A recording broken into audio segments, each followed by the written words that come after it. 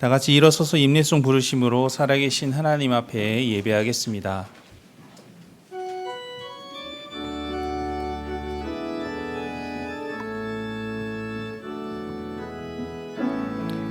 하늘의 문을 여소서, 이곳을 주목하소서. 주를 향한 노래가 꺼지지 않으니 하늘을 열고 보소서. 이곳에 임재하소서.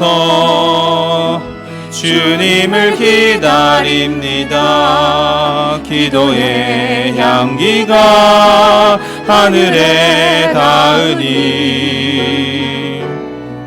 주여 임재하여 주소서. 이곳에 오셔서 이곳에 앉으소서. 이곳에서 드리는 예배를 받으소서. 주님의 주님의 이름만이, 오직 주의 이름만 이곳에 있습니다.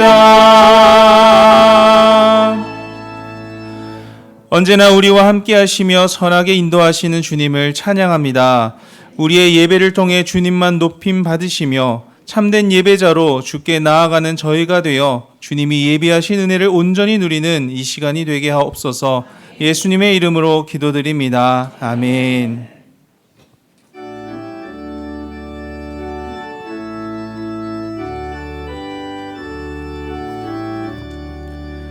복의 근원 강림하사 찬송하게 하소서. 한량없이 자비하심 증량할 길 없도다. 천사들의 찬송가를 내게 거르시소서. 구속하신 그 사랑을 항상 찬송합니다. 주의 크신 도움마다 이때까지 왔으니 이와 같이 전국에도 이르기를 바라네. 하나님의 품을 떠나 죄에 빠진 우리를 예수 구원하시려고 보혈 흘려 주셨네. 주의 귀한 은혜 받고 일생 빚진 자 되네. 주의 은혜 사슬 되사 나를 주께 매소서. 우리 마음은 연약하여 범죄하기 쉬우니 하나님이 받으시고 전국인을 지소서. 아멘. 나는 전능하신 아버지 하나님 천지의 창조주를 믿습니다.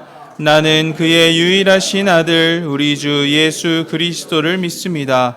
그는 성령으로 잉태되어 동정녀 마리아에게서 나시고 본디오 빌라도에게 고난을 받아 십자가에 못 박혀 죽으시고 장사된 지 사흘 만에 죽은 자 가운데서 다시 살아나셨으며 하늘에 오르시어 전능하신 아버지 하나님 우편에 앉아 계시다가 거기로부터 살아있는 자와 죽은 자를 심판하러 오십니다.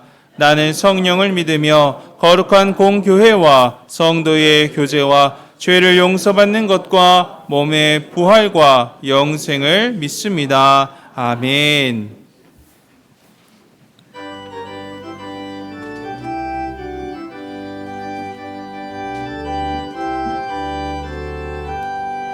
내가 예수 믿고서 제사함 받아 나의 모든 것 다 변했네. 지금 내가 가는 길 천국길이요 주의 피로 내 죄가 씻겼네. 나의 모든 것 변하고 그 피로 구속받았네. 하나님은 나의 구원 되시오니 내게 정죄함 없겠네. 주님 밝은 빛 대상 어둠에 치니 나의 모든 것 다 변했네. 지금 내가 주 앞에 온전케 됨은 주의 공로를 의지함일세. 나의 모든 것 변하고 그 피로 구속받았네. 하나님은 나의 구원 되시오니 내게 정죄함 없겠네.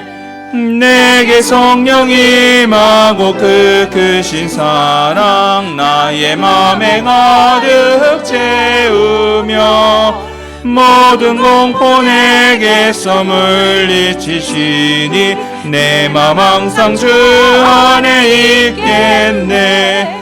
나의 모든 것 변하고 그 피로 구속받았네. 하나님은 나의 구원 되시오니 내게 정죄함 없겠네.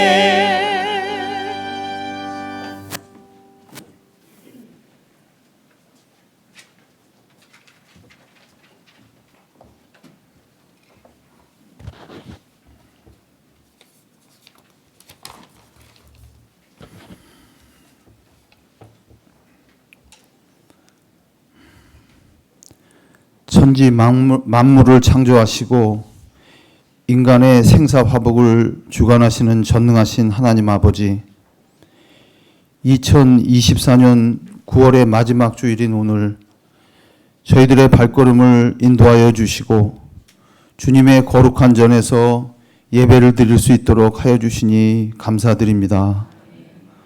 오늘 저희들 신령과 진정으로 예배를 드리오니 주님 홀로 영광 받아 주시옵소서. 예배를 드리는 저희들은 오늘 예배를 통해서 세상을 살아나가는 새 힘을 얻게 하시고 성령 충만케 하여 주옵소서. 주님, 저희들 연약하여서 의심 많은 도마와 같이 때때로 세상에 하나님은 계시는가 의심하기도 하고 인간들이 스스로 세상을 지배하고 만들어가는 것이 아닐까 생각하기도 합니다. 주님, 저희들의 부족한 믿음을 용서하여 주옵소서. 대단히 빠른 속도로 끝을 모르게 발전을 거듭하는 과학기술 문명을 보고 있지만 주님, 그것은 광활한 우주 속에서 한 줌의 티끌과도 같은 작은 지식임을 저희가 깨달아 알게 하여 주옵소서. 창조자이신 주님 앞에 늘 겸손한 저희가 되게 하여 주옵소서. 주님, 주님께서 인생은 그날이 풀과 같으며 그 영화가 들의 꽃과 같다고 하신 말씀을 기억합니다. 주님 나라에 소망을 두고 사는 저희가 되게 하여 주옵소서. 주님, 무덥기만 하고 끝날 것 같지 않던 여름이 주님께서 창조하신 자연의 섭리에 따라 어느덧 물러가고 아침 저녁으로 선선해진 가을이 다가왔습니다. 주님께서 저희에게 허락하신 2024년도 한 해 동안 무엇을 하였는지 생각해 봅니다. 금년에 작은 소출이라도 있었다면 주님께 먼저 감사하게 하시고 남은 3개월 동안 더욱 정진하게 하옵소서. 금년에 아무런 이룬 것도 없다면 남은 3개월 동안 주님께서 허락하신 달란트로 저희들 최선을 다하여 잘하였도다 충성된 종아라는 주님의 칭찬을 모두가 받게 하여 주옵소서. 주님, 오늘 말씀 전하시는 김선인 담임 목사님을 성령의 두루마기로 감싸주시고 주님께서 저희에게 주시고자 하는 말씀이 능력 있게 선포되게 하여 주옵소서. 듣는 저희들은 아멘으로 화답하게 하시고 저희 삶의 푯대가 되게 하여 주옵소서. 할렐루야 찬양대 찬양을 주님 기쁘게 흥망하여 주시고 듣는 저희들은 깊은 은혜의 경지에 빠지는 귀한 찬양이 되게 하여 주옵소서. 이 모든 말씀을 예수님의 이름으로 감사하며 기도드립니다. 아멘.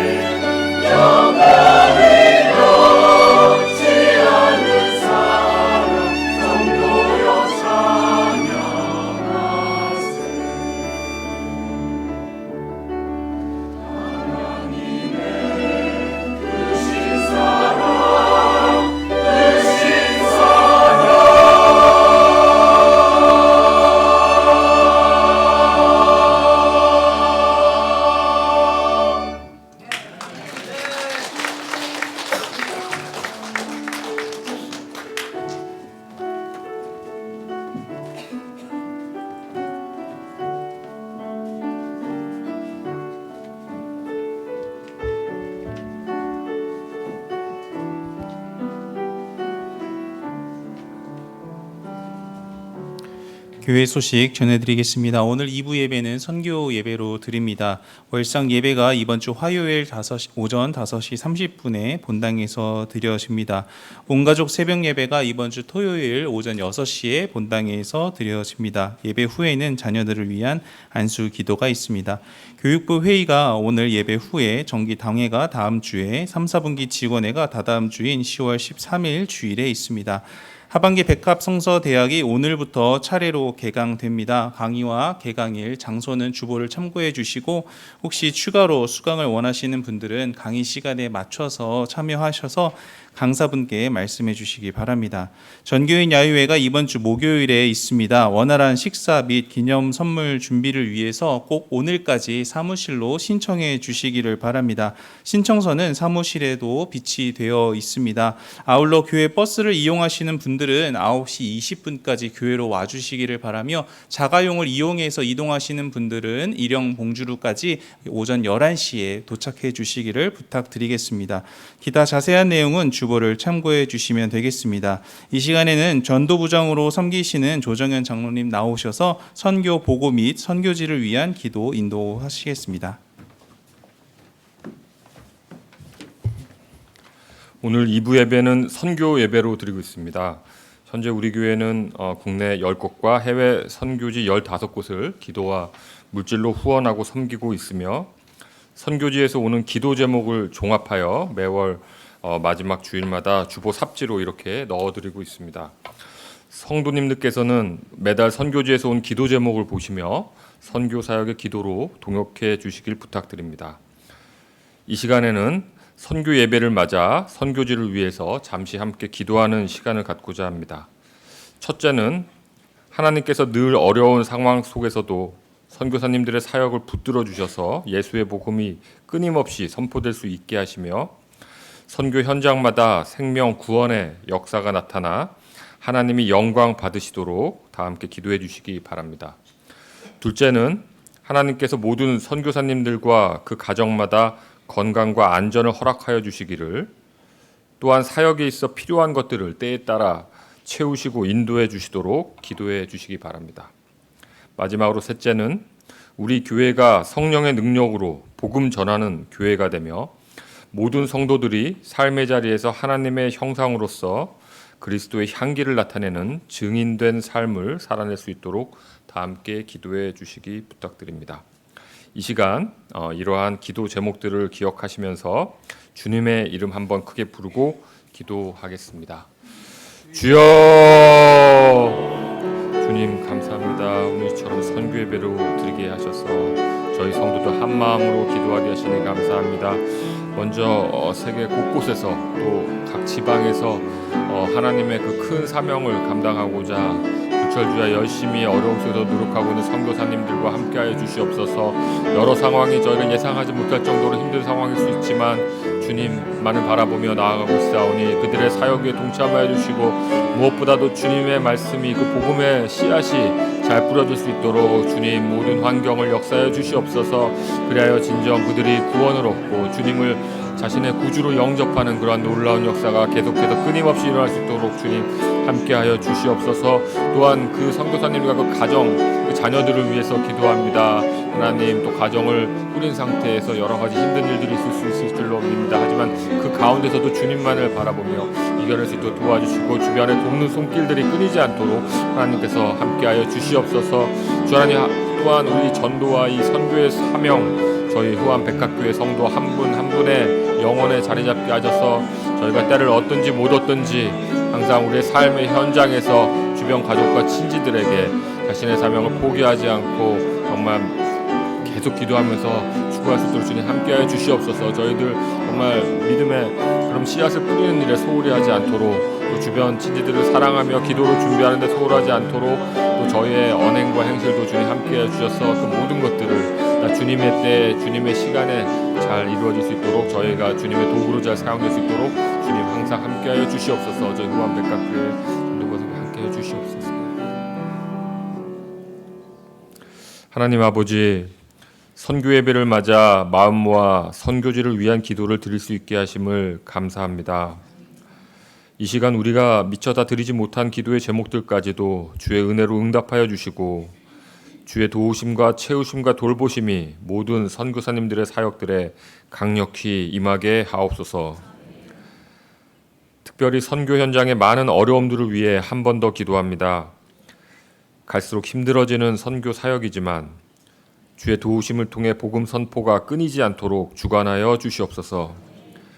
예수의 이름이 선포되는 곳마다 복음의 능력이 나타나 길을 잃은 영혼들이 주를 만나고 방황하던 이들이 목자 되신 주님을 영접하는 뜨거운 역사가 일어나게 하옵소서. 이를 위해 수고하는 모든 선교사님과 각 가정과 교회마다 주의 돌보심을 허락해 주시며 특별히 육신의 질병으로 어려움을 겪고 있는 모든 선교사님들에게 때에 맞는 진찰과 치료와 회복이 이루어질 수 있도록 인도해 주옵소서. 하나님 아버지, 우리 교회가 성령의 능력을 힘입어 복음 전하는 교회가 되기를 소망합니다. 이를 위해 모든 성도들이 예수의 영과 생명을 가지며 성령을 힘입어 살아가는 성도가 되게 하옵소서. 삶의 자리마다 우리를 통해 일하실 하나님을 기대하며 믿음으로 살아내어 우리 주변의 사람들이 저희를 통해 하나님을 보게 하시고 그들에게 우리가 믿고 만난 예수를 담대히 전할 수 있도록 동행해 주시옵소서. 이 모든 말씀 우리 구주 예수 그리스도의 이름으로 간절히 기도드립니다. 아멘.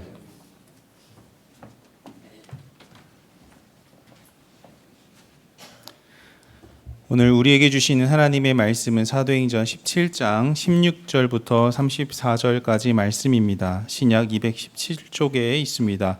사도행전 17장 16절부터 34절까지의 말씀을 읽도록 하겠습니다. 바울이 아덴에서 그들을 기다리다가 그 성에 우상이 가득한 것을 보고 마음에 격분하여 회당에서는 유대인과 경건한 사람들과 또 장터에서는 날마다 만나는 사람들과 변론하니 어떤 에피쿠로스와 스토아 철학자들도 바울과 쟁론할세 어떤 사람은 이르되 이 말쟁이가 무슨 말을 하고자 하느냐 하고 어떤 사람은 이르되 이방 신들을 전하는 사람인가 보다 하니 이는 바울이 예수와 부활을 전하기 때문이로라. 그를 붙들어 아레오바고로 가며 말하기를 내가 말하는 이 새로운 가르침이 무엇인지 우리가 알 수 있겠느냐. 내가 어떤 이상한 것을 우리 귀에 들려주니 그 무슨 뜻인지 알고자 하노라 하니 모든 아덴 사람과 거기서 나그네 된 외국인들이 가장 새로운 것을 말하고 듣는 것 이외에는 달리 시간을 쓰지 않음이더라. 바울이 아레오바고 가운데에 서서 말하되 아덴 사람들아 너희를 보니 범사에 종교심이 많도다. 내가 두루다니며 너희가 위하는 것들을 보다가 알지 못하는 신에게라고 새긴 단도 보았으니 그런즉 너희가 알지 못하고 위하는 그것을 내가 너희에게 알게 하리라. 우주와 그 가운데 있는 만물을 지으신 하나님께서는 천지의 주제시니 손으로 지은 전에 계시지 아니하시고 또 무엇이 부족한 것처럼 사람의 손으로 섬김을 받으시는 것이 아니니 이는 만민에게 생명과 호흡과 만물을 친히 주시는 이심이라. 인류의 모든 족속을 한 혈통으로 만드사 온 땅에 살게 하시고 그들의 연대를 정하시며 거주의 경계를 한정하셨으니 이는 사람으로 혹 하나님을 더듬어 찾아 발견하게 하려 하심이로되 그는 우리 각 사람에게서 멀리 계시지 아니하도다. 우리가 그를 힘입어 살며 기동하며 존재하느니라. 너희 시인 중 어떤 사람들의 말과 같이 우리가 그의 소생이라 하니 이와 같이 하나님의 소생이 되었은즉 하나님을 금이나 은이나 돌이나 사람의 기술과 고안으로 새긴 것들과 같이 여길 것이 아니니라. 알지 못하던 시대에는 하나님이 간과하셨거니와 이제는 어디든지 사람에게 다 명하사 회개하라 하셨으니 이는 정하신 사람으로 하여금 천하를 공의로 심판할 날을 작정하시고 이에 그를 죽은 자 가운데서 다시 살리신 것으로 모든 사람에게 믿을 만한 증거를 주셨음이니라 하니라. 그들이 죽은 자의 부활을 듣고 어떤 사람은 조롱도 하고 어떤 사람은 이 일에 대하여 내 말을 다시 듣겠다 하니 이에 바울이 그들 가운데서 떠나매 몇 사람이 그를 가까이 하여 믿으니 그 중에는 아레오바고 관리 디오누시오와 다말이라 하는 여자와 또 다른 사람들도 있었더라. 아멘. 다 같이 일어서서 마음과 정성 다해 준비하신 예물 하나님께 봉헌하겠습니다.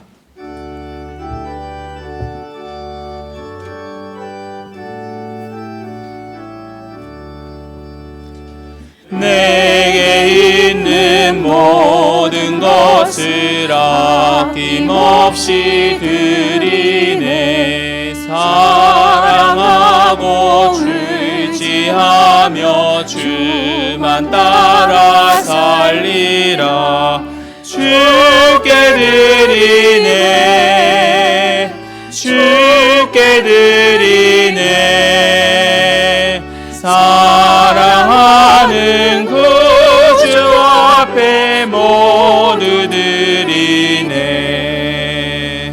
내게 있는 모든 것을 겸손하게 드리네.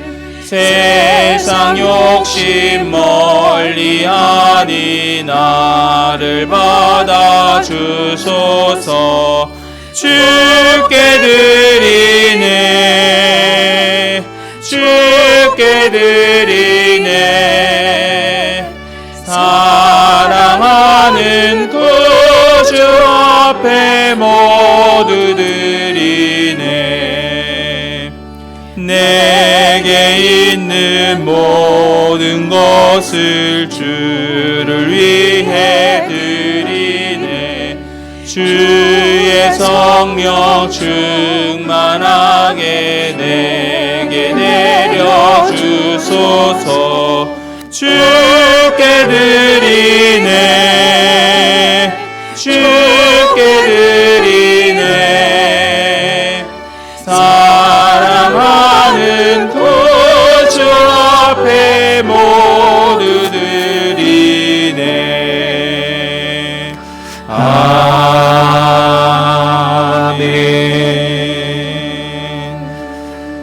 하나님 감사합니다. 한 주간 저희들의 삶을 붙들어 주시고 세상에서 주님의 자녀로 살게 하시며 또 함께 주일에 모여 예배할 수 있도록 우리의 마음과 발걸음을 인도해 주셔서 감사합니다. 주님, 이 시간 주의 얼굴을 구하고 또 주의 은혜를 구하고 주의 도우심을 구하며 예배하는 모든 심령들을 귀히 보시고 하늘문을 활짝 여시며 주의 성령으로 충만하게 기름 부어 주옵소서.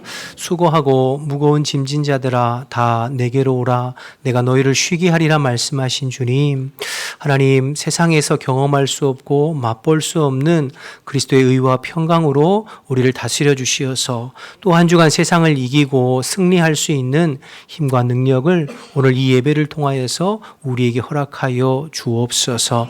주님에게 감사하는 마음으로 예물을 올려드리오니 기쁘게 받아주시고 성도들의 모든 삶을 주님께서 책임져 주시어 우리의 마음도 하시고 형편도 하시고 건강도 하시고 삶의 모든 부분을 감찰하시는 주님께서 때를 따라 필요한 모든 부분을 주님의 뜻 안에서 공급하여 주옵소서. 지방에 가 있고 군대에 가 있고 해외에 가 있는 우리의 가족들 어느 곳에 있든지 또 한 주간 눈동자와 같이 지키고 보호하셔서 안전하게 하시고 영과 육이 건강할 수 있도록 주님 도와주옵소서. 말씀 나눌 때에 성령님께서 도와주시고 말씀을 방해하고 우리의 마음과 생각과 심령을 방해하는 모든 악한 영들 더러운 귀신들은 예수의 이름으로 묶임받고 떠나갈지어다. 오직 주의 성령님께서 우리를 주장해 주실 줄 믿고 예수님의 이름으로 기도드립니다. 아멘. 자리 앉겠습니다. 우리 옆에 분들하고 인사하실 때 주 안에서 평안하셨습니까?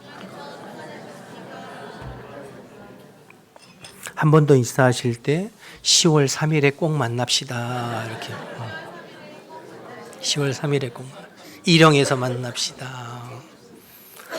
네. 10월 3일 꼭 오셔서 같이 보셨으면 좋겠고요. 1년에 한 번이니까요. 정교인 야유회니까 또 이제 준비하는 주최 측에서 식사하고 차량 이런 것들을 준비해야 되니까 오늘까지는 꼭 이렇게 신청서를 써주시기를 한 번 더 부탁드리겠습니다. 우리는 지금 바울의 2차 선교 여행을 살펴보고 있습니다. 오늘은 아덴에서 전도한 내용인데요. 아테네죠, 그렇죠? 그리스의 수도인 아테네, 철학과 헬라 문화의 중심인 아덴입니다. 바울의 2차 선교 여행의 중심은 유럽인데요. 지금으로 말하면 그 유럽 중에서도 그리스죠. 그리스 북부와 남부. 그래서 성경의 지명으로는 마게도니아와 아가야라고 부르는데 마게도냐는 빌립보, 데살로니가, 베레아 같은 도시들이 속한 지역을 마게도냐, 그리고 이제 아가야는 아덴과 고린도 같은 도시들이 속해 있는 지역을 이제 아가야 이렇게 부릅니다. 우리 지도를 잠깐 한번 보실까요? 지난번에 한번 보고 설명을 다 드렸습니다만 원래 바울이 2차 전도여행에 목적한 바는 아시아였어요. 소아시아, 에베소를 중심으로 한 소아시아 지역에 가서 복음 전하고 싶었죠. 1차는 여기 갈라디아 지역이 있고요. 그런데 성령께서 아시아로 들어가는 길을 막으시고 바울 일행을 서쪽으로 몰아가시더니 드로아에서 밤의 환상 가운데 마게도냐 사람 한 사람 나타나서 건너와 우리를 도우라라는 환상을 보고 성령의 부르심인 줄로 믿고 배 타고 마게도냐 지방으로 넘어가서 빌립보, 데살로니가, 베레아, 물론 그 밖에 네아폴리나 암볼리아, 아보볼리 여기도 지났지만 특별한 내용이 없죠. 그래서 빌립보, 데살로니가, 베레아 이 지역을 가리켜 마게도냐 지역이라고 부릅니다. 그리고 이제 오늘 살펴본 아덴과 고린도, 갱그레아 이런 지역이 있는 곳을 아가야 지역이라고 하는데요. 그리스의 북부, 지금 현재로 말하면 그리스의 북부와 남부 지역을 이제 선교한 것이죠. 그래서 2차 전도여행의 핵심 지역은 마게도냐와 아가야, 지금의 그리스 북부와 남부 지역. 오늘은 그 중에서도 철학과 또 헬라 문화의 중심지인 아테네에서의 전도한 내용들을 살펴보려고 합니다. 지난주에 우리가 데살로니가와 베레아 지역의 선교를 살펴봤는데요. 데살로니가 지역의 사람들은 유독 과격하고 폭력적이었습니다. 바울이 회당에서 복음 전할 때에 그를 시기하여 데살로니가의 유대인들이 불량배들, 깡패를 동원해서 바울을 제거하려고 하죠. 그래서 바울을 잡기 위해서 바울이 늘 거처로 삼았던 야손이라고 하는 집에 급습해서 바울을 잡을 수가 없으니까 야손과 몇몇 성도들을 잡아다가 읍장들에게 고소하는 그런 과격한 사람들이었잖아요. 그래서 바울이 할 수 없이 3주 만에 데살로니가를 떠나서 데살로니가에서 남쪽으로 한 80km 정도 떨어진 베레아로 가게 됩니다. 그리고 이제 그 베레아에서 역시 회당에 들어가 복음 전하는데 베레아 사람들은 데살로니가 사람들과는 정반대로 마음이 너그럽고 넉넉해서 간절한 마음으로 바울이 전하는 말씀을 듣고 또 그 말씀이 그러한가 하여 매일 성경을 상고했다고 그랬어요. 그래서 베레아에서는 많은 사람들이 예수를 구주로 믿고 영접하고 수많은 전도의 열매가 맺었던 것을 보게 됩니다. 그래서 지난주에 살펴봤지만 사람의 마음밭에 따라 똑같이 복음을 전해도 그 마음 상태가 어떠한 것에 따라 결과 달리 나타난다는 것을 데살로니가와 베레아의 전도를 통해서 우리가 확인한 바가 있죠. 문제는 이 데살로니가에 있던 과격한 유대인들이 바울이 베레아에서도 또 복음을 전한다는 소식을 듣고 80km를 쫓아와서 베레아까지 쫓아와서 사람들을 선동하고 격동시켜서 바울을 핍박하기 시작하는 겁니다.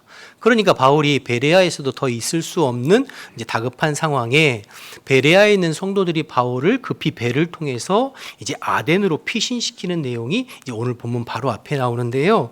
14절부터 17장 14절에서 16절 먼저 살펴볼까요? 형제들이 곧 바울을 보내어, 이 형제들은 베레아 교회의 성도들이죠. 바다까지 가게 하되 실라와 디모데는 아직 거기, 그러니까 베레아에 머물게 한 것이죠.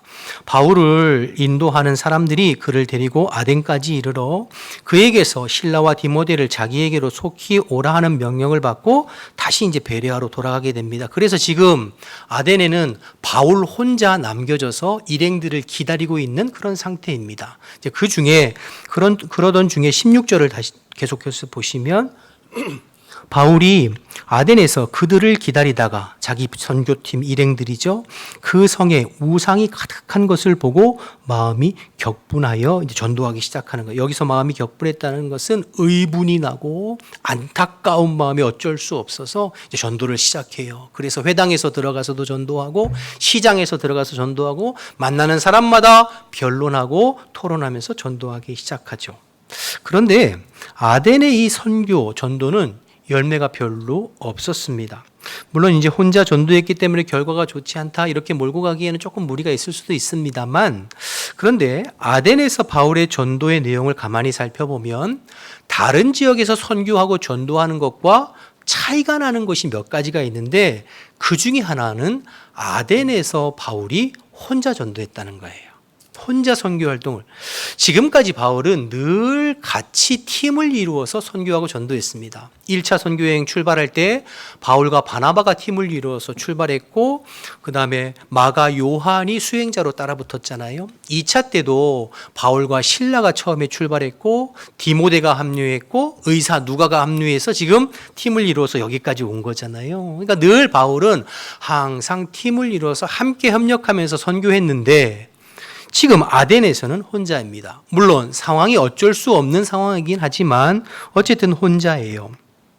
물론 혼자서도 얼마든지 복음을 전하고 전도할 수 있죠. 그런데 여러분, 우리가 전도 훈련들을 받다 보면 항상 팀으로 2사람씩, 3사람씩 이제 나가서 실습하고 전도하게 하거든요. 전도 폭발 훈련을 받다 보면 2인 1조로 묶어줘요. 그래서 한 사람은 복음을 전하고 한 사람은 옆에서 중보하도록 하거든요. 우리 상반기 때 교회진흥원에서 석성균 목사님 모셔서 우리 금요일마다 전도팀 훈련 받을 때도 강의 듣고 실습할 때 항상 2-3사람씩 팀을 이루어서 나가서 전도했던 것을 보게 됩니다. 여러분, 전도는 영적인 전쟁입니다. 영혼을 사로잡고 있는 악한 영들, 마귀들과의 영적 전쟁이죠. 그래서 혼자보다는 함께 기도하면서 전도할 때 훨씬 효과적이고 능력이 있습니다. 전도서 4장 12절 말씀에 이런 말씀이 있는데요. 한 사람이면 패하겠거니와 2사람이면 맞설 수 있나니 세 겹줄은 쉽게 끊어지지 아니하느니라. 힘을 합해서 동역하고 전도하고 선도하고 선교하고 주의 일을 감당할 때 더 강력한 능력이 나타나는 것이죠. 여러분, 이것은 전도뿐만 아니라 우리의 신앙생활의 전반에 걸쳐서 다 해당되는 이야기입니다. 여러분, 기도도 함께 모여서 기도할 때 기도의 불이 더 뜨겁고 기도의 불꽃이 더 활활 타오르는 것을 보게 돼요. 사도행전 2장에 마가 요한의 다락방의 120문도의 기도 여러분 기억하시죠? 각자 집에서 흩어져서 개인적으로 기도할 수 있지만 그렇게 하지 아니하고 마가 요한의 다락방에 120명이 모여서 한 마음으로 뜨겁게 기도할 때 성령의 강력한 임재와 기름 부으심이 있었던 것을 우리가 보게 되죠. 혼자보다 함께하는 것이 더 강력합니다. 그래서 신앙생활은 항상 공동체로 하는 것입니다. 혼자는 힘들어요. 함께하는 것입니다. 혼자는 믿음을 지탱하고 지켜나가기가 참 쉽지가 않아요. 저는 군대를 강원도 양구 철책 근무했습니다. GOP 백두산 부대 21사단 우리 조동광 기사님 우리 제 선배님이시더라고요. 알고 보니까. 여러분, 철책 근무를 올라가면 오히려 몸은 편합니다. 그러니까 경계 근무, 밤에 경계 근무만 하면 돼요.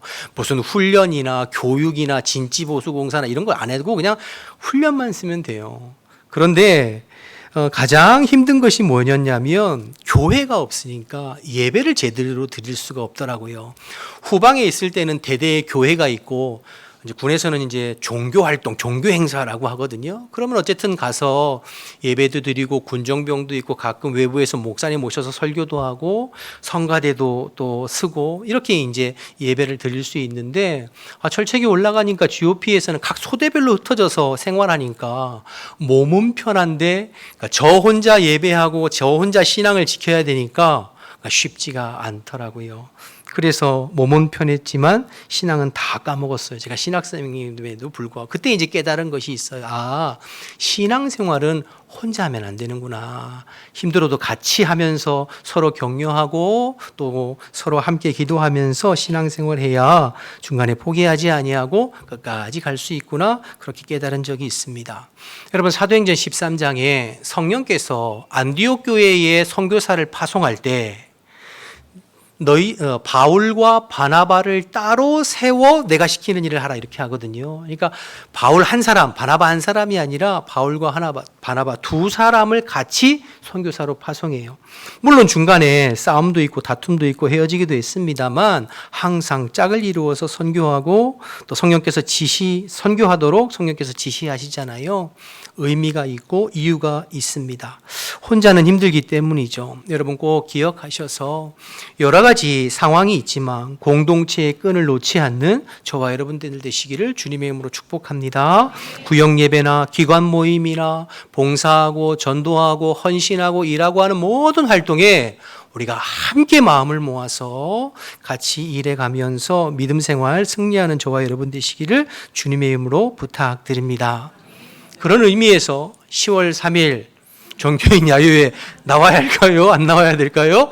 그런 날은 뭐 귀찮기도 하고 여러분 일정들이 있겠지만 만사제전없고 그런 날은 함께 동참하는 게 의미가 있습니다. 그래서 같이 식사도 하고 교제도 하고 게임도 하고 그럴 때 우리가 공동체 안에서 함께 더불어 주의 몸된 교회를 이루어가는 것이지요. 꼭 기억하셔서 신앙생활 늘 함께 동역하면서 끝까지 승리하는 저와 여러분들 되시기를 주님의 이름으로 축복합니다.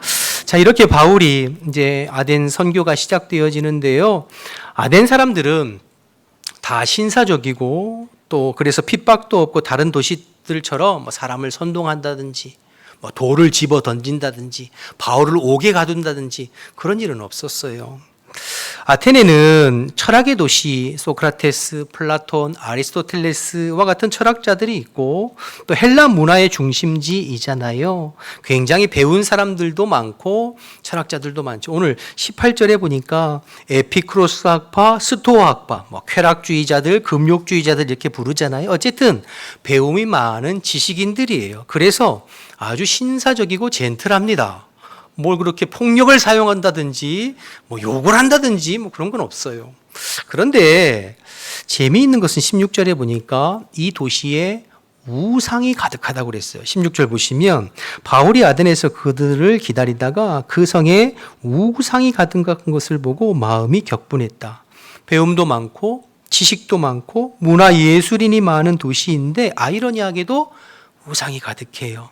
문헌에 따르면 아테네의 우상이 3만 개 이상이었다고도 기록하고 있고 또 어떤 기록에는 아테네 시에 있는 시민들보다 우상의 숫자가 훨씬 많았다. 이런 기록도 있어요. 어쨌든 이 아테네는 도시 전체가 우상으로 들끓는 그런 도시였습니다. 지식인들 많이 배우고 사색하고 논쟁하기 좋아하는 철학의 도시인데 그렇지만 영적으로는 무지한 사람들이죠.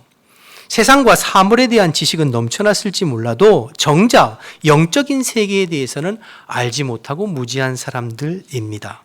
그래서 여러분 많이 배웠다고 해서 세상 지식이 많다고 해서 영적인 세계를 잘 아는 것은 아닙니다. 예수 그리스도를 내가 인격적으로 경험하고 성령을 깊이 체험해서 영적인 눈이 열리고 우리가 영안이다 이렇게 표현하잖아요.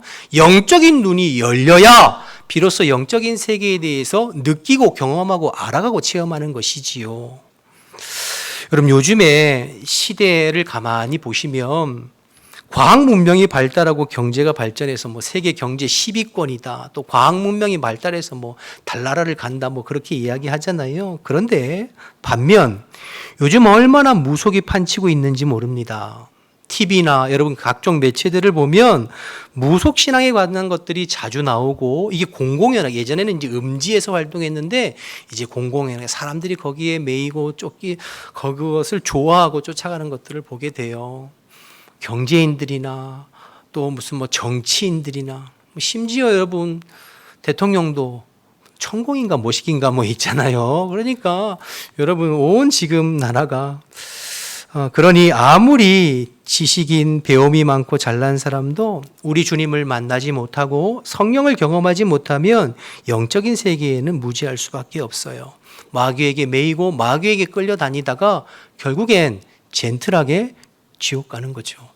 결국엔 신사적으로 지옥 가는 거예요. 오늘 아덴 사람들이 바로 그러했습니다. 아덴 사람들의 특징은 신사적이라는 거죠. 핍박도 없고 복음에 대해서 그런 데살로니가나 빌립보 지역 사람들처럼 과격하지도 않아요.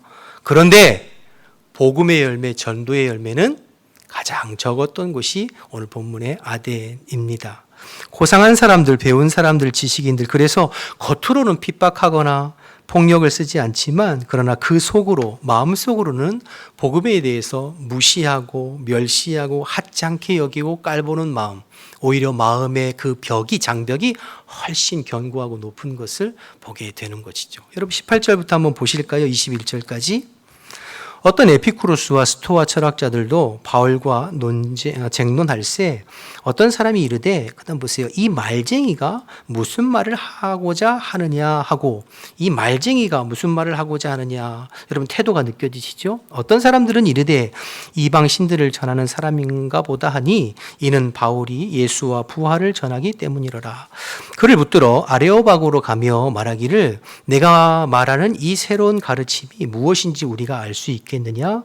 내가 어떤 이상한 것을 우리 귀에 들려주니 무슨 뜻인지 알고자 하노라 하니, 21절을 보세요. 모든 아덴 사람과 거기서 나그네 된 외국인들이 가장 새로운 것을 말하고 듣는 것 외에는 달리 시간을 쓰지 않는다는 거예요.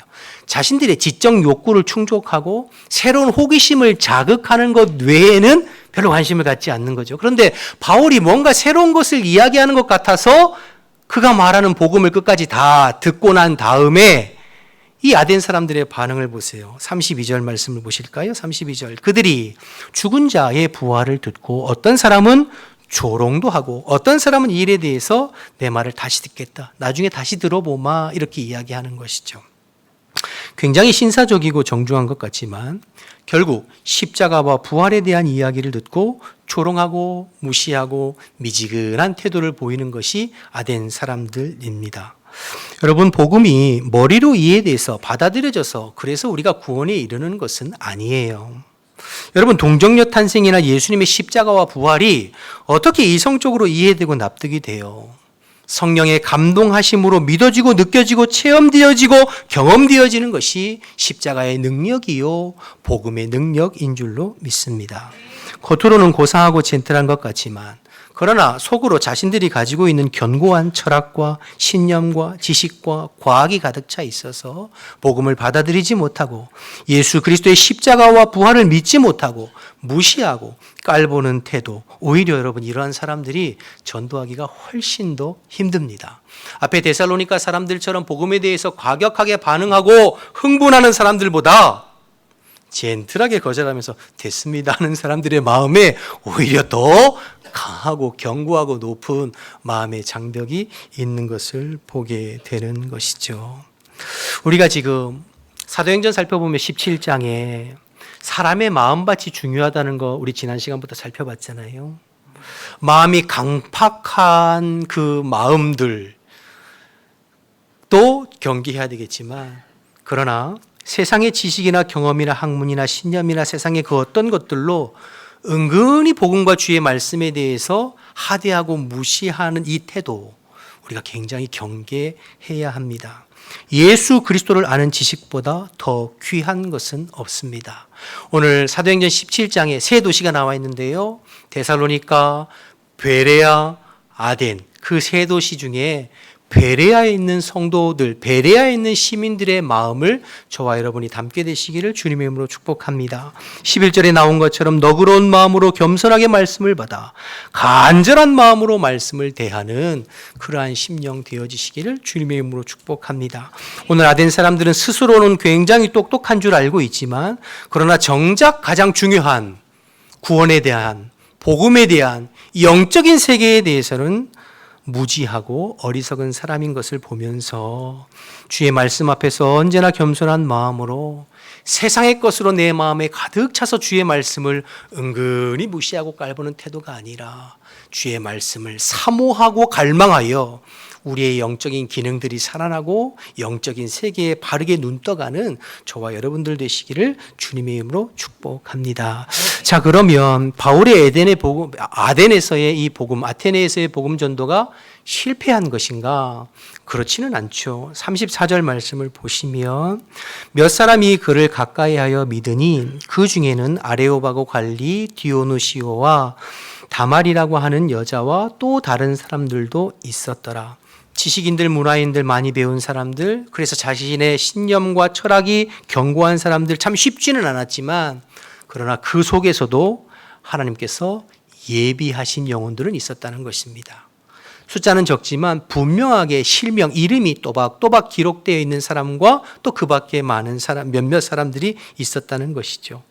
비록 아덴에서는 다른 지역처럼 교회를 개척하고 온 가족이 구원받고 세례받고 수많은 사람들이 회심해서 돌아오지는 못했지만 그래도 하나님께서 예비하신 몇몇 영혼들이 복음을 듣고 예수를 영접하고 구원을 받는 그런 역사가 아덴에서도 있었습니다.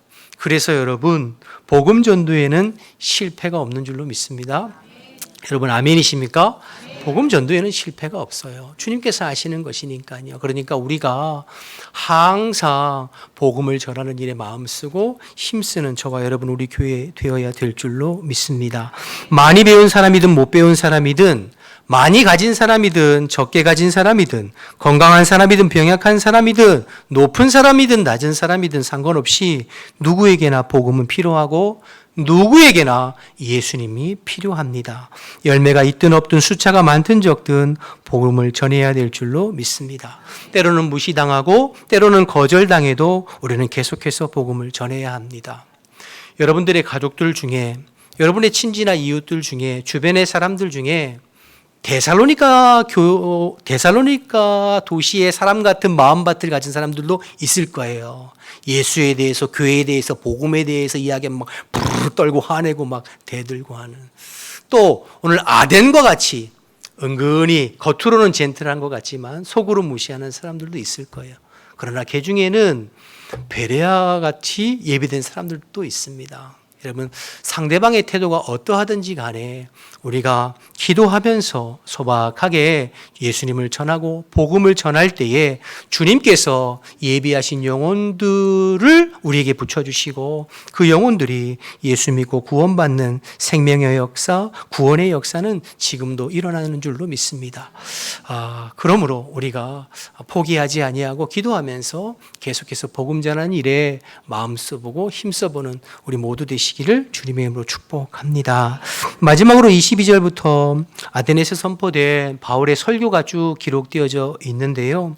우상을 3만 개 이상이나 섬기고 있으면서도 혹시 또 내가 알지 못하는, 우리가 알지 못하는 다른 신이 있을까 싶어서 우리가 알지 못하는 신들에게라고 하는 제단을 만들어 놓고 거기서 우상을 숭배하고 있는 아덴 사람들에게 바울이 그것을 접촉점으로 삼아서 설교하기 시작하죠. 내가 보니 당신들은 범사에 종교심이 많은 사람들 같다. 지나다 보니까 알지 못하는 신들을 위한 제단도 있던데 내가 그 알지 못하는 신에 대해서 설명해 주겠다. 이러면서 이제 설교를 시작하는데요. 나름대로 눈높이를 맞추고 복음의 접촉점을 찾아서 열심히 논리적으로 설교를 잘 했습니다. 여러분, 바울도 나름대로 배움이 있는 사람이잖아요. 뭐 배운 거로 치면은 둘째가라면 서러울 정도로 유대 사회에서는 엘리트고 공부 많이 한 사람입니다. 그래서 그런지 오늘 아덴에서의 설교, 바울의 설교는 다른 도시에서의 바울의 설교와 결이 좀 다릅니다. 사도행전은 총 9편의 바울의 설교가 있는데요. 오늘 이 바울의 설교와 다른 8편의 설교가 결이 좀 달라요. 그러니까 아덴에서의 전도의 활동이 다른 지역과 차이가 나는 게 몇 개 있다고 그랬잖아요. 그 두 번째가 바로 이 설교의 내용과 결이 좀 다르다는 거예요. 다른 지역에서는 바울이 회당에 들어가면 항상 구약 성경의 말씀을 근거해서 구약 성경을 풀어 설명하면서 구약에 예언된 메시아가 이 땅에 오신 예수 그리스도시다라고 복음을 전했고 예수 그리스도의 십자가의 죽으심과 부활에 대해서 직접적으로 선포했어요. 그런데 아덴에서의 설교를 보면 예수와 십자가에 대한 직접적인 선포가 없어요. 물론 논리적으로도 아주 잘된 설교이기는 한데 직접적인 선포가 없어요. 내용을 다 살펴볼 수는 없겠습니다만 간단히 요약해서 살펴보면 너희가 알지 못하는 신에게 대해서 내가 이야기해 주겠다. 그 신은 바로 창조주 하나님이시다. 그 신은 바로 온 우주 만물을 섭리하시고 주관하시는 하나님이시다. 그 하나님은 인간과 멀리 떨어진 분이 아니시라 우리와 가까이 계시고 우리의 필요한 모든 것들을 채워주시는 하나님이시다. 하나님이 천지를 창조하시기 때문에 온 우주 만물을 통해서도 하나님을 느끼고 경험할 수 있고 또 우리가 마음을 써서 하나님을 찾으려고 한다면 얼마든지 주님을 찾고 경험할 수 있다. 그렇게 말하는 거죠. 그런데 아덴 사람들아 너희들은 종교성이 대단히 많은 사람들임에도 불구하고 지금까지 하나님을 찾지 못하고 고작 발견한 것이 은이나 금이나 돌로 깎아 만들어 섬기는 우상들 뿐이냐. 하면서 지금까지는 너희가 그러할지 모르지만 앞으로는 너희가 그렇게 가면 안 된다는 거예요. 왜냐하면 하나님께서 한 분을 선정해 놓으시고 그분을 죽음에서 부활시킨 다음에 그분으로 인하여서 이 세상을 심판하실 날을 작정하셨다. 하나님을 알지 못하고 우상을 숭배하는 모든 사람들을 심판하실 날을 작정하셨다. 그렇게 얘기하는 그 한 분이 누구세요? 예수님을 이야기하는 거죠. 이제 간접적으로 이야기하는 거죠. 그러니까 그 한 분 예수님을 믿고 회개함으로 심판을 면할 것을 이제 바울이 설교를 전한 핵심이라 할 수 있겠습니다. 창조주 하나님과 섭리하시는 하나님, 또 우리와 함께 하시는 하나님, 그리고 온 세상을 심판하시는 하나님, 이렇게 논리가 흘러가는 거죠. 그러니까 논리적으로 굉장히 잘된 설교예요. 그러니까 배운 사람답게 잘 설교를 했습니다. 문제는 설교의 열매가 별로 없었다는 것이죠. 이 부분에 대해서 많은 성경학자들이 견해가 좀 엇갈리는데요. 어떤 사람들은 바울에게는 전혀 문제가 없다. 중요한 건 그 설교를 듣는 이 아덴 사람들의 마음 가운데 여러 가지 세상의 지식이나 철학이 가득 차 있어서 주의 복음이 들어갈 수 있는 틈이 없었기 때문이지 바울의 설교에는 문제가 없다. 또 이렇게 보는 분들이 있고요. 어떤 사람들은 바울의 이 설교를 보면서 다른 설교들과 비해서 눈높이도 맞추고 논리적이고 사변적이긴 하지만 그러나 복음에 대해서 더 강력하게 전하지 못하고 자신의 말과 지혜로 설득하려고 했지만 결국엔 실패했다. 이렇게 이제 보는 성경학자들도 있습니다. 여러분 보시기에는 어떤 것 같으세요? 어떻든 상관없어요. 그런데 오늘 본문으로 보면은 이게 어떤 것이 맞는지가 쉽게 찾아지지는 않는데요. 나중에 이제 사도 바울이 고린도 교회 성도들에게 이런 고백과 표현을 하는데 거기 한번 보겠습니다. 고린도전서 2장 1절에서 5절 말씀을 보시면 형제들아 내가 너희에게 나아가 하나님의 증거를 전할 때에 말과 지혜의 아름다운 것으로 아니하였나니 이건 이제 고린도 교회 성도들에게 바울이 이제 고백한 내용이에요. 2절 내가 너희 중에서 예수 그리스도와 그와 십자가에 못 박힌 것 외에는 아무것도 알지 아니하기로 작정하였습니다. 내가 너희 가운데 거할 때 약하고 두려워하여 심히 떨었노라. 내 말과 내 전도함이 설득력 있는 지혜의 말로 하지 아니하고 다만 성령의 나타나심과 능력으로 하여 너희 믿음이 사람의 지혜에 있지 아니하고 다만 하나님의 능력이 있게 하려 하였노라. 이렇게 말하는 거죠. 그러니까 내가 고린도 교회 너희들에게 나아갈 때, 교회 성도들에게 나아갈 때 사람의 말과 지혜로 너희들을 설득하려고 한 것이 아니라 오직 성령의 능력으로 예수 그리스도의 십자가와 부활의 복음만 전하려고 힘썼다. 이것은 너희의 믿음이 너희의 구원이 사람의 힘에서가 아니라 오직 성령의 능력으로 나타난 것임을 내가 알고 경험하였기 때문에 너희들에게 그렇게 나아갔다. 이렇게 표현하는 것이죠. 근데 여러분 재밌는 것은 이 고린도가 바로 오늘 본문 다음에 아덴 다음에 들어가서 전도한 지역이 고린도예요. 이제 다음 주에 살펴볼 거거든요. 그러니까 많은 성경신학자들이 이 말씀을 기준으로 해서 바울이 이곳 아덴에서 전도한 것이 자신의 말과 지혜와 논리로 설득하려고 했다가 실패한 것을 거울 삼아서 고린도에서 전도할 때는 사람의 말과 지혜로 하지 아니하고 오직 성령의 능력으로 예수 그리스도의 십자가와 부활의 복음만을 증거하려고 했다. 이렇게 이제 보는 것이죠. 일리가 좀 있는 것 같으신가요? 네, 일리가 있어 보여요. 근데 중요한 건 오늘 말씀을 통해서 우리가 복음을 전할 때나 주의 일을 할 때 어떤 결과를 얻기 위해서 어떤 결과를 설정해 놓고 그 결과를 얻어내고 목표를 달성하기 위해서 힘쓰고 애쓰다 보면 내 생각이나 내 경험이나 내가 앞선다는 거죠. 성령이 일하시고 역사하시는 것보다 내가 앞서게 된다는 거죠. 그러면 오히려 성령의 일을 방해하는 결과를 가져올 수 있다는 것을 우리가 깨닫게 됩니다. 우리가 결과를 생각하고 그 결과를 위해서 내가 자꾸 들어가면 성령께서 활동하실 수 있는 공간은 점점 줄어들거든요. 그러면 주님께서 기뻐하시는 열매를 결과적으로 덜 맺을 수 있는 부분이 있는 거죠. 신앙생활은 복음 전도는 내가 드러나는 것이 아니라 나를 통해서 주님이 드러나고 전해지고 나타나야 되는 것이거든요. 제가 늘 말씀드리지만 신앙생활은 나 중심에서 하나님 중심으로 바뀌는 것이요. 내가 아니라 나는 점점 작아지고 내 안에 주님이 점점 커지고 역사하시는 것이잖아요. 예수님께서 말씀하셔서 제자들이 너희들이 나를 따라오려거든 가장 먼저 뭐라고 그랬죠? 나를 부인하는 것부터, 내 자아가 죽고 내 자아가 십자가에 죽어 부인되어지는 것부터, 그래서 내 안에 그리스도로 말미암아 사라지는 것이 신앙생활의 시작이거든요. 그러니까 신앙생활을 잘하는 사람들은, 신앙생활의 그 신앙이 성장하고 성숙하는 사람들은 가면 갈수록 내가 줄어들고 내 자아가 줄어들고 내 안에 그리스도가 드러나고 성령께서 일하시고 역사하시는 것에 나를 내어 드리려고 하는 거죠. 그러니까 몸에 힘이 자꾸 빠지는 거죠. 근데 역으로 신앙생활 하면 할수록 내 고집이 세지고 내 자아가 세지고 내 말이 세지고 하는 것은 그건 뭔가 지금 신앙이 잘못되고 가는 거죠. 여러분 운동할 때, 여러분 수영을 여러분 배워보신 분들이 있으신가요? 수영할 때 수영을 잘하는 비결이 뭔가요? 내가 힘을 주고 막 이렇게 하려고 하면 오히려 더 가라앉아요. 많이 못 가요. 금방 지치죠. 몸에 힘을 빼고 물을 이렇게 탄다고 그러잖아요. 그러면 오히려 수영을 잘 하는 거죠. 신앙생활도 마찬가지입니다. 내가 내 힘으로 무언가를 하려고 자꾸 주님을 끌고 가고 성령의 역사, 그러면 주님께서 일하시고 역사하실 공간들이 점점 줄어들죠. 반대로 성령이 주체가 되어서 나를 내어드리는, 그럴 때 내 능력만큼이 아니라 성령에 의해서 모든 것이 물르듯이 자연스럽게 진행되어지고 이루어져 가는 것을 보게 됩니다. 그런 의미에서 신앙생활은 능동태가 아니라 수동태다, 이렇게 우리가 말하기도 하는 것이죠. 여러분 이 부분에 저와 여러분이 영적인 눈이 떠지기를 주님의 이름으로 축복합니다. 바울도 이런 과정을 통해서 아까 우리가 살펴봤던 고린도전서의 고백이 나오는 거죠.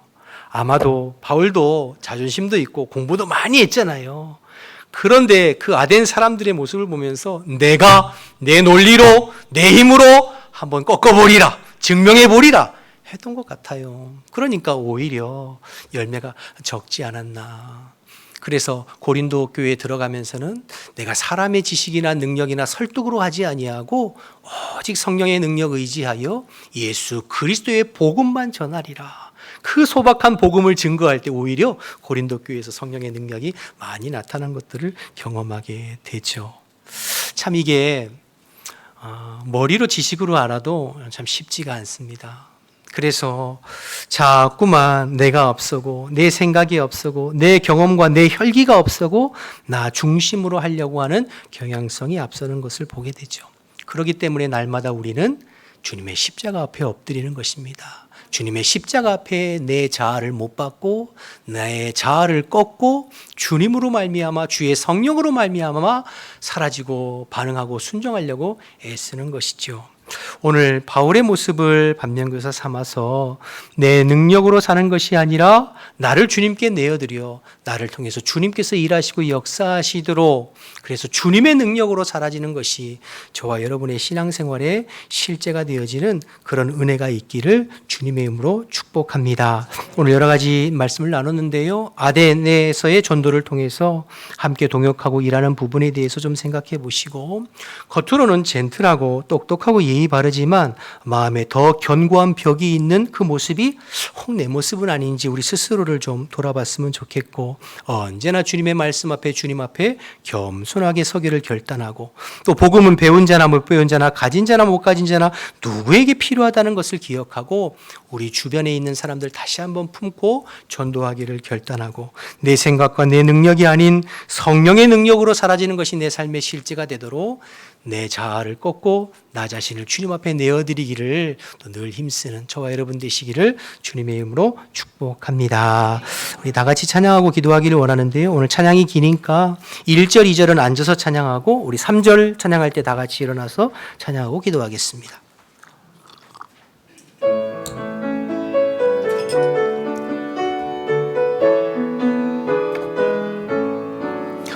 당신은 지금 어디로 가나요? 발걸음 무겁게 이 세상 어디 쉴 곳 있나요? 머물 곳 있나요? 예수 안에는 안식이 있어요. 평안이 넘쳐요. 십자가 보혈 믿는 자마다 구원을 받아. 우리 선포합시다. 예수 믿으세요. 예수 믿으세요. 예수 믿으세요. 예수 믿으세요. 예수 믿으세요. 당신은 오늘 누굴 만났나요? 위로받았나요? 이 세상 누가 나를 대신하여 목숨 버렸나요? 고통의 멍에 벗어버리세요. 예수 이름으로 마음 문 열고 주님 맞으세요. 기쁨이 넘쳐요. 아멘. 예수 믿으세요. 예수 믿으세요. 예수 믿으세요. 우리 다 같이 일어나셔서 찬양할까요? 3절. 주를 믿고 새롭게 되니 기쁨이 넘쳐요. 어둠 고치고 새날이 되니 행복이 넘쳐요. 이전에 없던 평안을 얻으니 찬송이 넘쳐요. 샘솟는 기쁨 전해주어요. 예수, 우리 함께 고백합시다. 예수 믿으세요. 예수 믿으세요. 예수 믿으세요. 예수 믿으세요. 우리 믿음으로 한 번 더 선포할까요? 예수 믿으세요. 예수 믿으세요. 예수 믿으세요. 예수 믿으세요. 예수 믿으세요. 아멘. 함께 기도하겠습니다. 오늘 말씀 들으면서 혹시 여러분 주변에, 내 주변에 아직 아덴 사람처럼 겉으로는 적대적이지는 않지만 계속해서 복음을 거부하고 말씀을 거부하는 우리의 가족과 자녀들, 주변의 사람들이 있다면 성령님, 부족한 저의 입술을 통해서 저들을 주님께로 인도할 수 있도록, 돌이킬 수 있도록 주님 도와주세요. 내 능력이 아니라 성령의 능력을 의지하면서 소박하지만 분명하게 예수님을 전해볼 수 있도록, 그래서 주님께로 인도하는 우리 모두가 될 수 있도록 우리 말씀 생각하면서 다시 한번 좀 결단하고 기도하고 중보하면서 그렇게 기도하겠습니다. 주님을 한번 부르고 한번 기도하겠습니다. 주여, 하나님 아버지, 은혜와 사랑을 감사합니다. 오늘도 저희들에게 말씀 주셔서 또 주의 말씀을 의지해서 또 기도할 수 있도록 은혜 베풀어 주셔서 감사합니다. 하나님, 우리의 마음이 아덴 사람과 같지 않기를 원합니다. 겉으로는 착한 척하고 예의 있는 척하고 그럴듯하게 하나님 행동하지만 마음에 높은 벽이 있는 우리의 모습은 아닌지요. 주님, 이 시간 주님의 십자가 앞에 우리의 마음을 내려놓습니다. 주님을 사모하고 갈망합니다. 예수님, 우리 마음 가운데 찾아오시어서 우리의 마음을 변화시켜 주시고, 성령님, 우리 마음 가운데 찾아오시어서 이 영적인 세계의 눈이 활짝 열릴 수 있도록 주님 인도하여 주옵소서. 주님, 지금도 살아계셔서 우리를 구원하시고 우리의 삶을 인도하시고 언젠가 이 땅에 아버지 다시 오셔서 만물을 심판하실 주인이심을 우리가 믿음으로 고백하게 도와주시고, 하나님, 이 예수님의 복음을 우리의 입술을 통해, 우리의 삶을 통해 증거하고 드러나 이끌어내는 저희들 되어줄 수 있도록 하나님 인도하여 주옵소서. 우리 주변에 믿지 않는 가족들, 자녀들, 친지들, 주변의 사람들에게 소박하지만 분명한 그리스도의 복음을 증거하고 예수님을 증거해서 예수님께로 인도하는 데 쓰임받는 저희들 복음의 통로, 생명의 통로로 쓰임받을 수 있도록 주님 인도하여 주옵소서. 내 능력만큼이 아니라 성령의 능력으로 사는 삶이 실제가 되어져서 우리의 입술을 통하여서 하나님 아버지 우리의 삶을 통하여 우리의 표정과 우리의 말과 우리의 태도를 통하여 그리스도가 증거되어 줄 수 있도록, 그래서 하나님 믿지 않는 영혼들을 주님께로 인도하는 데 쓰임받는 복음의 통로, 생명의 통로, 말씀의 통로 하나님 되어줄 수 있도록 주님이 인도하여 주옵소서. 오늘도 주님을 의지하오니 성령님께서 우리의 마음과 심령을 주장하시고 우리와 함께 하시고 우리를 통하여 일하여 주시옵소서. 감사합니다. 아버지 하나님 감사합니다. 오늘도 하나님의 말씀을 또 최선을 다해서 나눠볼 수 있도록 도와주셔서 감사합니다. 사람의 말이나 불필요한 것들이 있다면 다 잊어버리게 하시고 그리스도의 복음의 생명의 말씀이 우리의 심령에 잘 심겨지고 성령이 우리 자신과 교회에게 하시는 말씀이 우리의 심령에 잘 심겨져서 한 말씀이라도 반응하고 순종해서 우리가 하나님의 뜻에 맞게 변화되어지고 성장해가는 우리 모두가 될 수 있도록 주님 인도하여 주옵소서. 아버지 언제나 주의 십자가 앞에 내 자아를 꺾고 내 능력만큼이 아니라 성령의 능력으로 사라지는 것이 내 삶의 실제가 되도록 우리의 영적인 눈을 주님 열어 주옵소서. 주님 지금도 살아계셔서 우리의 삶의 주인이시고 매일매일 순간순간 우리의 삶을 인도하시고 다시 이 땅에 재림하셔서 우리를 영원한 하나님 나라로 인도하실 주님이심을 믿음으로 고백합니다. 이 생명의 복음 세상의 모든 사람들에게 필요한데 우리의 가족들에게, 친지들에게, 주변 사람들에게 또 담대히 소박하게 전해볼 수 있도록 주님 인도하여 주옵소서. 사람의 말과 사람의 혀와 사람의 논리와 사람의 지식이 아니라 성령님께서 일하시고 역사하실 때 영혼이 변화되는 줄로 믿사오니 하나님 저희들의 입술을 주님 사용하여 주시어서 복음의 통로되게 하시고 생명의 통로되게 하시고 말씀의 통로될 수 있도록 주님 인도하여 주옵소서. 하나님 다시 일상으로 나아갑니다. 성령님께서 동행해 주시어서 한 주간 살아갈 동안에 세상에 줄 수 없는 주님의 의합 평강이 우리의 마음과 삶을 다스려 주시어서 마귀에게 지지 않고 복음으로 말씀으로 마귀와 세상과 싸워 이기는 믿음의 사람들 다 될 수 있도록 주님 인도하여 주시옵소서. 이제는 우리 주 예수 그리스도의 은혜와 하나님 아버지의 크신 사랑과 성령의 교통하심이 주의 말씀 안에 믿음으로 반응하고 순종하기를 결단하는 우리 모든 성도들 머리 위에 지금부터 영원토록 함께 하시기를 간절히 축원하옵나이다. 아멘.